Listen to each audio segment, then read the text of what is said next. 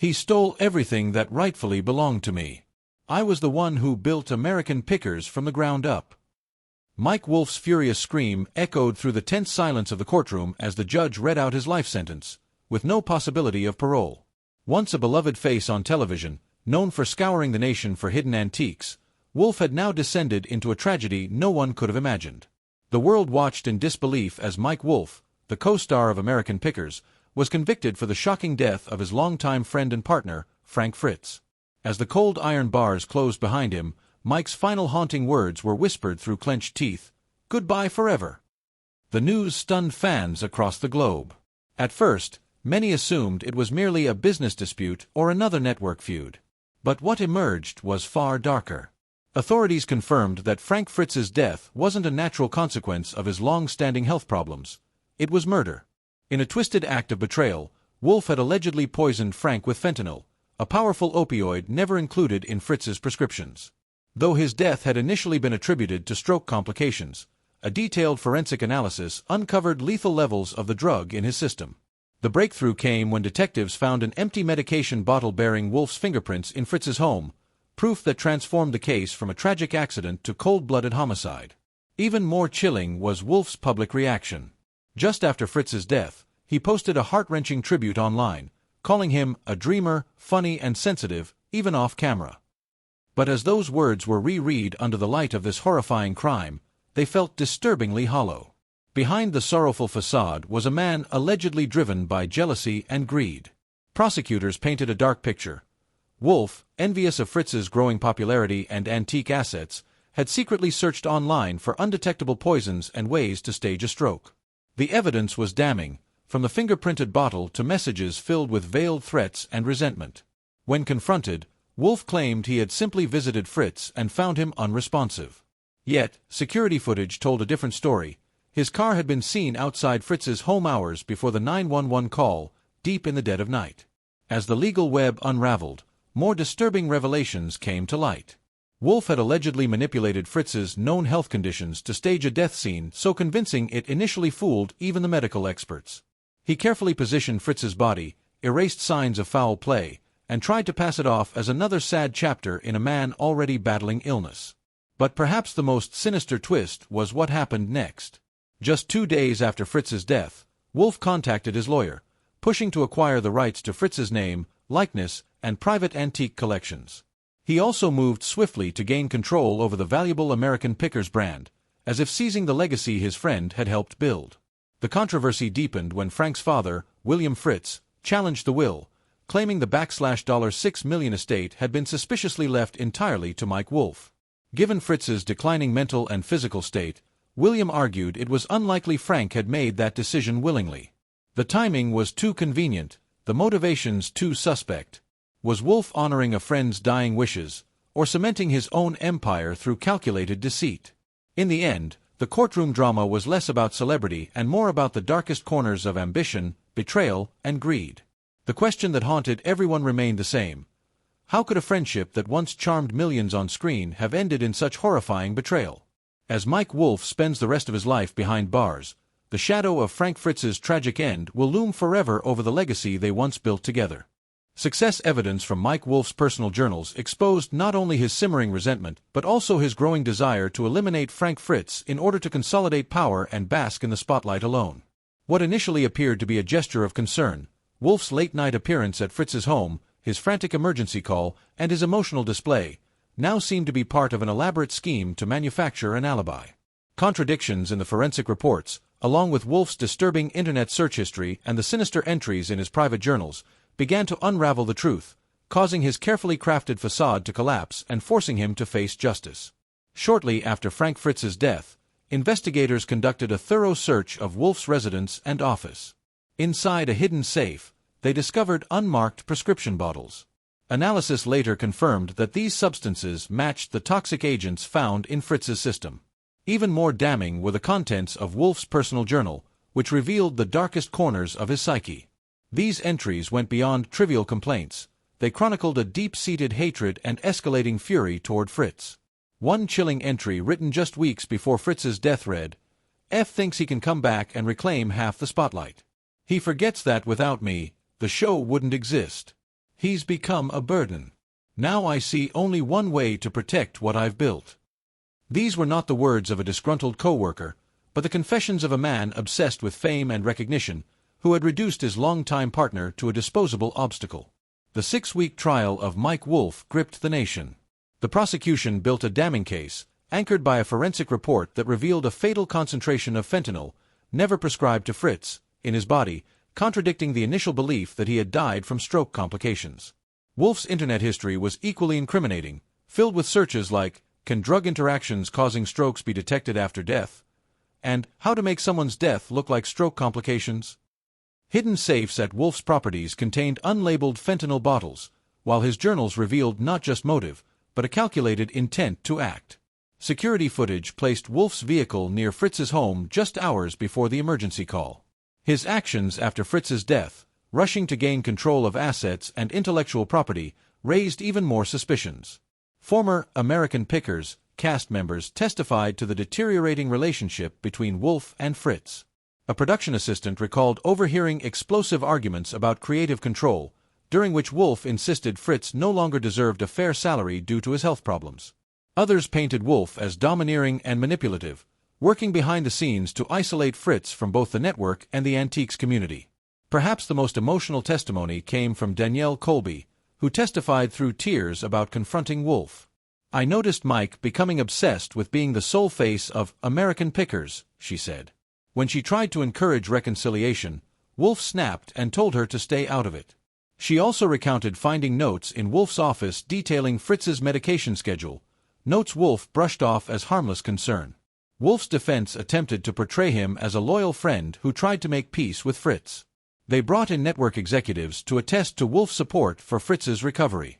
But this narrative collapsed when Fritz's personal doctor took the stand.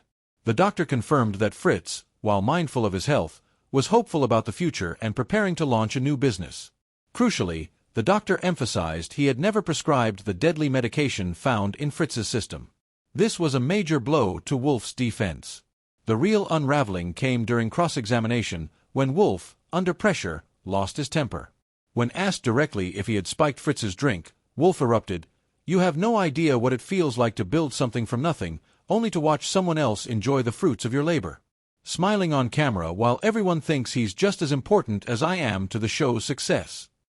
The courtroom fell into stunned silence as Wolfe's legal team scrambled to request a recess. But the damage was done.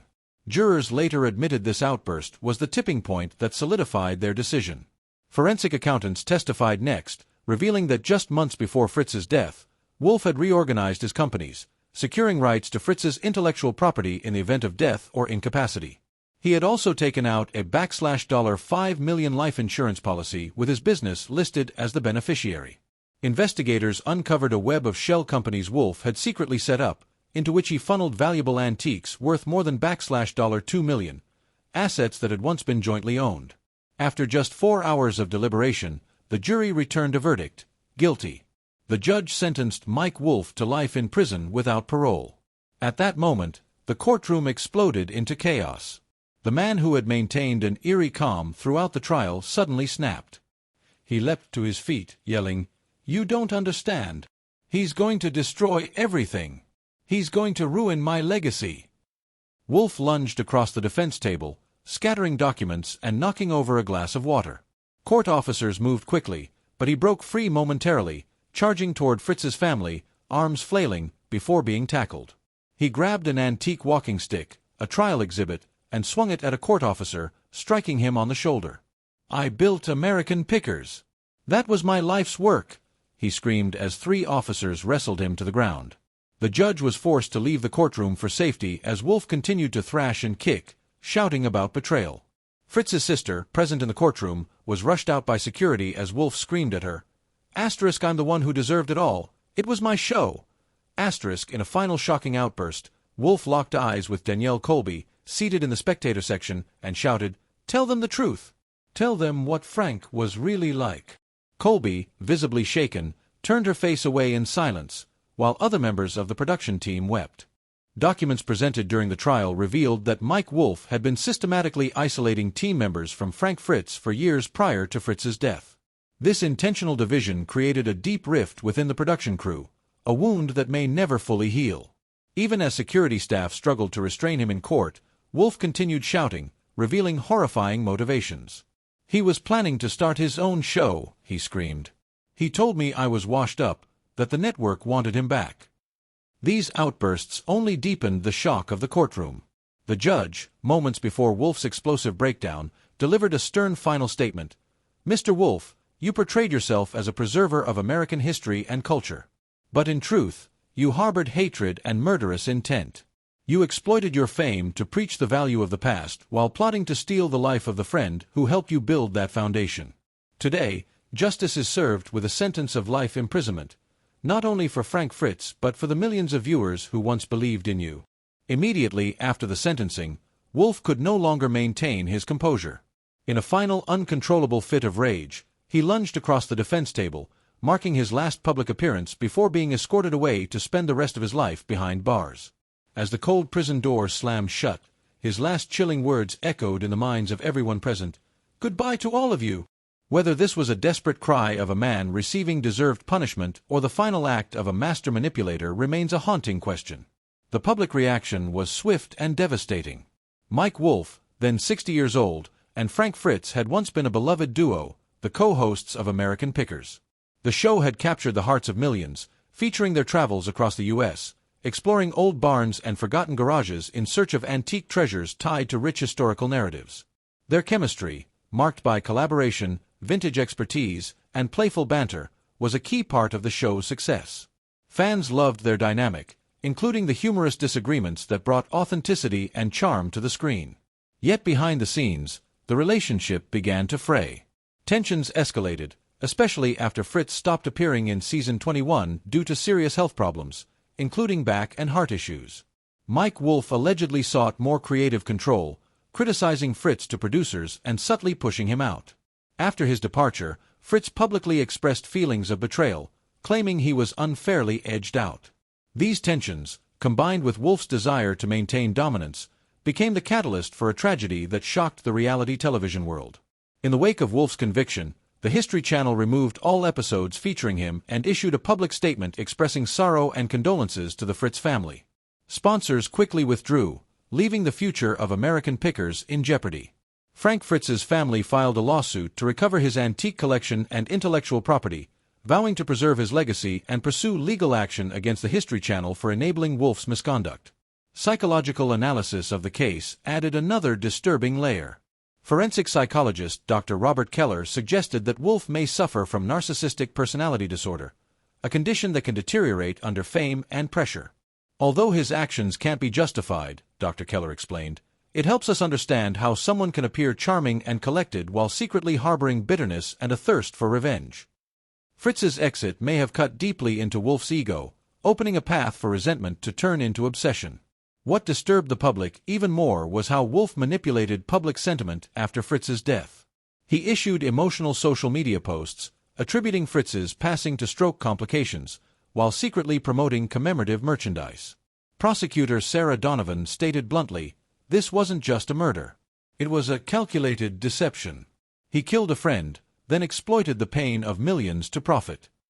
Investigators uncovered over $1 million raised in Fritz's memory, money funneled into an account accessible only by Wolfe. As the verdict settled in, viewers were left grappling with the duality of Wolfe's persona, the affable collector versus the man capable of betrayal and murder. "We feel betrayed," said Robert Jenkins, a longtime viewer. "We welcomed him into our homes every week. Now we realize it was all a facade." Former co-stars of Wolfe distanced themselves quickly. Danielle Colby, a fan favorite and key member of the show, testified for the prosecution. After the trial, she announced a break from her TV career, seeking privacy and healing. She urged fans to remember the legacy of antique preservation and the passion that originally united the cast. Although Mike Wolfe was sentenced to life in prison, the legacies of both men have taken starkly different paths. Frank Fritz, remembered for his knowledge, warmth, and storytelling, left behind a legacy of passion for history and antiques. His genuine enthusiasm won over millions, and his legacy lives on in the hearts of fans. In contrast, Mike Wolfe's reputation has been irreparably damaged. Though he once played a crucial role in the show's success, His name is now synonymous with betrayal, greed, and violence. His conviction has cast a shadow over American pickers, transforming what was once a celebration of Americana into a tragic cautionary tale. The final chapter in Mike Wolfe's life has been written with the ink of disgrace. The world of reality television has been shaken, and American pickers, once a symbol of historical reverence and exploration, now stands tainted by betrayal and bloodshed. What truly happened between Wolfe and Fritz may never be fully known. Were there still secrets left buried in the ruins of their partnership? Share your thoughts in the comments below.